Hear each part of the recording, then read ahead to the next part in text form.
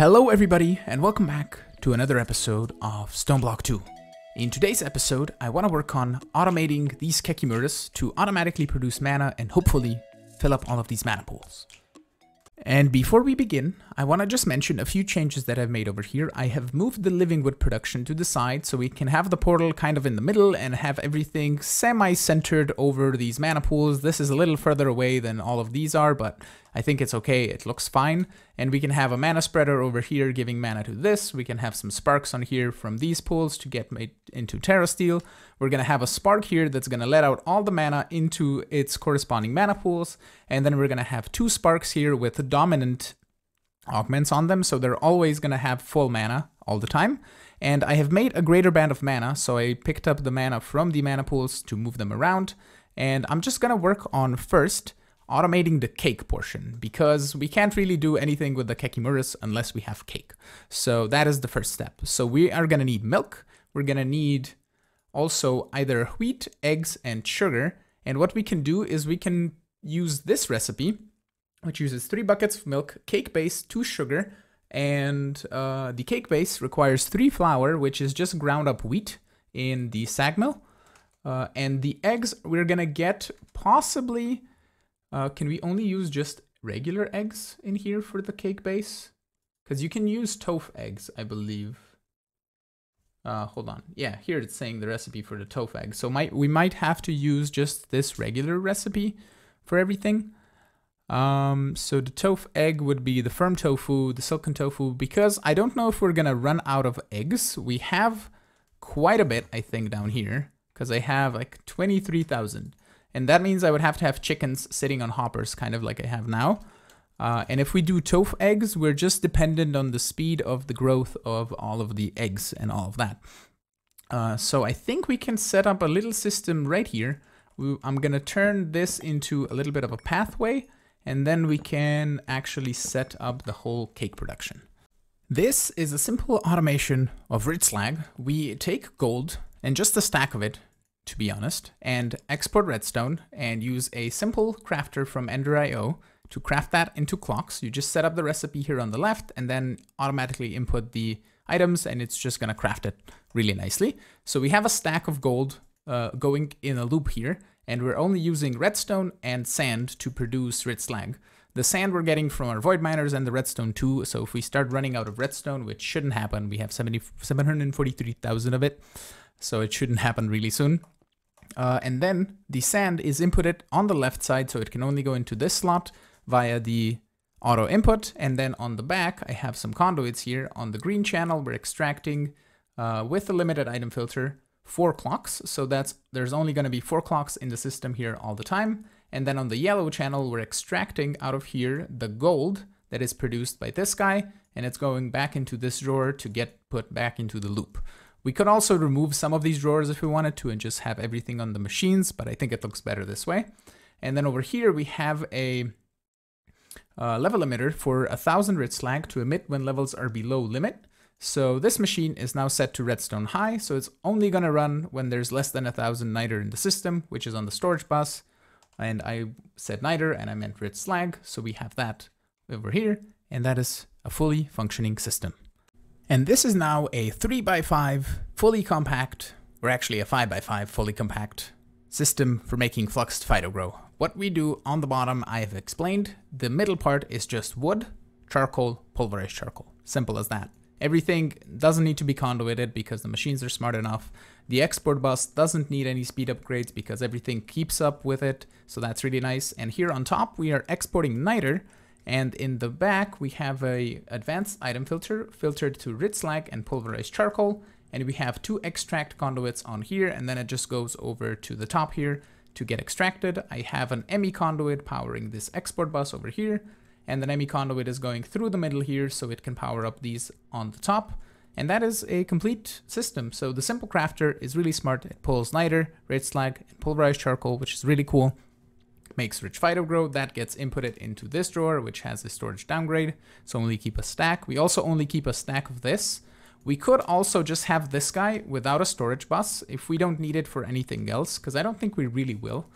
Metallurgic 100% not to consume metallurgical. Okay, that's a new thing, but We don't really need this, to be honest. So what we can do is not have this control and not have that control. And we can just have a smart cable right here, just powering all of this.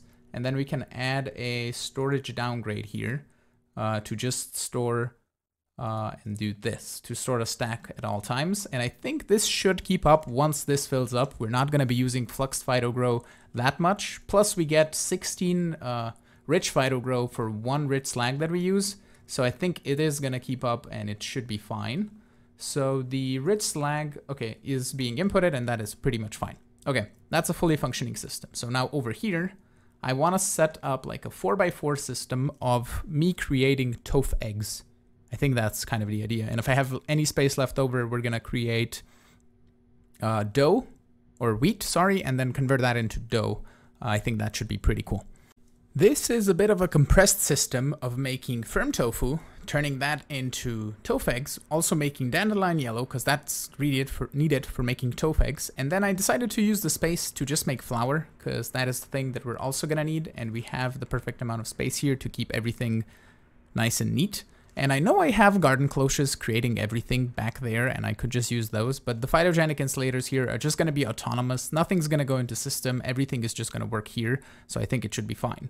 So the top here, we take soybean seeds, and the interesting thing that I have here in the back is the whole self-feed and the destruction of extra items, because the soybean seed, for example, is going to produce soybeans and soybean seeds, and it's going to do that at 150% chance. So there is also an augment, I believe this guy. The non-fertilizer inputs are not consumed, improving automation, provides a minor chance to not consume fertilizer. I think it's okay to have this, but you don't really have to, and I decided not to keep it faster if we need it faster. For any case, but this is going to just destroy the extra seeds, because the way the cable here is going to work, it has self-feed enabled, so it's going to extract everything and priority 10 put it back into the machine, and everything else is going to go here with an item filter that has all of these items filtered, because all of these have different types of excess products. So for example, this guy is going to make soybean seeds, this guy is going to make soy milk, I believe. No, sorry, grain bait. I believe this guy, yeah, the grain bait. And then this guy is going to make the soy milk, which we could use for something else, but we don't have to.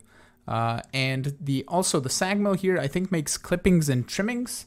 And this sag mill here makes extra seeds. So we have a stack of seeds all the time in here, a stack of soybean all the time in here, a stack of sunflowers all the time in here. And that is pretty nice. So then this crafter takes the firm tofu and a dandelion yellow with the cutting board and turns it into TOF eggs. And that will be used to make the cake. The next thing that we need is another phytogenic insulator, because we need to grow sugar, and the sugar needs to, sugar cane, and that needs to turn into sugar. We could also just directly export it out of here, because we have a bunch of sugar canes from the cloches, but again, I want to just keep this as an autonomous system. And let's grab a regular drawer here. So this is where the sugar is going to be made. Then we need a crafter with all the different items. So we need to extract the flour, the egg. We need to also create milk and put that somewhere, and then turn that all into regular cake. So I forgot that TOF eggs and flour don't mix in an alloy smelter to make cake base, which is made with regular eggs. This guy, the cake bakes from Ender.io, it's flour and regular eggs. So we're not going to do that. We're just going to use regular wheat. It's going to be less efficient on wheat, but we can produce an infinite amount of it, so it doesn't really matter. So over here, we're going to grow sugarcane instead and pull it to the sag mill to get sugar. And then the TOF eggs are going to be put into here. Here's the tofu, the dandelion, as I've explained before. And then over here, we are creating wheat and putting everything into the trash can that doesn't need to be put into the drawer. And then we have a simple crafter from Ender.io, which is pulling the sugar, the TOF eggs, the wheat, and then 3 buckets of milk. And you don't really see the buckets go in, you just see it craft a cake. And the fluid transposer here is making us buckets. I know I could use just a fluid crafter and it would probably be faster, but I think it's fine this way, because I'd rather have a nice looking 3x3 system with buckets. I could, for example, have a fluid tank over here and then let's say a black hole tank over here. That could be a thing, but I think this way it looks better. It is a little bit slower, and we can probably use a crafter from RF Tools if we want to make it faster, because that can store more buckets. So it would be able to do things faster, because this guy grabs 3 buckets and then it makes a cake. So we'll see how fast we go through cakes. And if we do go really, really fast, we can switch up the crafters. So that should be fine. So over here, I prepared a few things. We have phantom placers over here that we are going to set up and grab some grass. So we can put it, whoops, put it right here and right here, here and here. And we're gonna grab our phantom connector thingy that I have in here. And then we can just put down a grass here, click on it, and then we store the block. Actually, you know what we can do? We can just store this block, I believe, and then do that. And let me go grab just a little bit of cake just to demonstrate. Like so. And if we toss, let's just break a couple of these just so we have the idea. This should place the cake properly. Kekimurus will start eating it, and that should be pretty cool. Okay, so I need to set that up for all 4 of them, and we're gonna see how fast we go through cake. So to get cake from over here to over there, we're gonna just slap on a storage bus to this storage drawer, which should make it visible to the applied logistics system. And then we have this magical dense cable coming over here. So we can set up just a drawer, for example. I mean, I could have an export bus on each one of these. I think that should be fine, but we're just gonna put a drawer right here, and then we're gonna grab some conduits, like so. And we're gonna bring them to the back over here, like so. That, and then we're gonna grab an export bus. Here, we're gonna toss you on top, and then just bring the cable over to the dense cable, like that. And we can specify here to be cake, and it should just export like, I think half a stack of cake, or 32 cake, I think is the maximum amount it can store. Yeah, okay. We can then set an extract always active, insert, and we can set this to round robin as well. So we can do that, insert, insert, insert, and insert. There we go, our Kekimurus are starting to eat. Now we need spreaders. So we're gonna put you, I think I can put, we can put them on top of the cakes. I think that'll look cool if we do that. And then grab our wand of the forest. We need to bind each one of these flowers to the spreader. And then bind the spreader to here. And I need to make 3 more, but that should start getting us mana, which should be pretty cool. And we're gonna see how fast these spreaders are gonna work. If I need more, I probably need more, because this guy is taking quite a bit of a length to transfer the mana. I could bring it closer to the mana pool, or I could even have one specific mana pool for each one of the Kekimurus. You know what? Let's just do that, actually, because it's just gonna shorten the amount of time that the mana is gonna have to travel. So we're just gonna grab a couple more mana pools here, and we're gonna add one like right here, here. Actually, let's put it 1 block forward just to make it look a little bit nicer, like so. And then we can just put the spreader here and here. And that should, I think, transfer a little bit faster. We'll see if we need to put either a certain lens on top or if we need more mana spreaders, but we're gonna get to the Gaia Guardian soon enough so that we can upgrade this. But for now, I think it's gonna work. The next thing we need is sparks. So we're gonna add 1 over here. 1 is gonna come over here, and 2 are gonna go on these 2. And then I've already added 4 on those mana pools over there. And now we need some spark augments. And I have to go through the book to read again which one of these is the right ones that I need. I know I need 2 dominant ones, and I don't think I have very many runes, but the dominant ones, the dominant spark is gonna pull all mana from the mana pools. So what I think I need is the recessive sparks on here. If I put 1, let's say here, this guy should start distributing mana to all other mana pools, which is gonna go to pretty much everywhere that is sparked. So we need actually to put some more sparks on here. Spark. So let's grab another 5. So we need it on these mana pools too. There we go. And then I need to make some more runes for all of these 3, so they will all distribute mana to these mana pools and those mana pools. And we need 2 dominant ones on these 2, and then I think we should be fine. I have crafted all the runes, so we have recessive on all 4 of these, so they're all outputting mana into its adjacent mana pools, which are going to be this ones. These 2 have dominant sparks on them and have already filled up, so they're just going to be here and chill until we start crafting through that. Then they're going to use up a little bit of mana, and we're just going to fill it up from these ones, which should be pretty cool. Then over by the cake area, I have made a change. I decided to take the crafter that I had here. I think I had the Ender IO crafter.